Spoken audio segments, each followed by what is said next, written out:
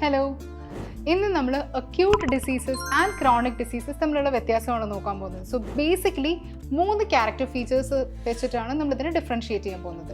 To start with acute diseases, first point is these diseases ഒക്കെ suddenly, പെട്ടെന്നാണ് ഉണ്ടാവുന്നത്.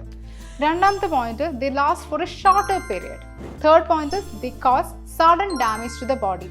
അതായത് നമുക്ക് ഇപ്പോൾ തൊണ്ടവേദന അല്ലെങ്കിൽ ചെറിയ പനി, കോൾഡ് ഒക്കെ ഉണ്ടല്ലോ, അതൊക്കെയാണ് അക്യൂട്ട് ഡിസീസസിൻ്റെ ഒരു അണ്ടറിൽ വരുന്നത്. Moving on to chronic diseases എന്ന് പറഞ്ഞിട്ടുണ്ടെങ്കിൽ the first point is they occur over a prolonged period. Okay, കുറച്ച് നാളുകളായിട്ട് നമുക്ക് നിൽക്കുന്നുണ്ടാവും. And second point is they last longer, even for a lifetime. Third point is they cause long-term damage to the body of the patient. Long-term damage ആണ് ഉണ്ടാക്കുന്നത്. ആ ഒരു കൂട്ടത്തിൽ നമുക്കിപ്പോൾ ഡയബറ്റിസ് അല്ലെങ്കിൽ ആർത്രൈറ്റിസ്, ക്യാൻസർ എന്നിവയൊക്കെ ഉൾപ്പെടുത്താവുന്നതാണ്. So I hope you're clear with the usages, acute diseases and chronic diseases. And for more such informational content, stay tuned. Neethus Academy, India's #1 language academy.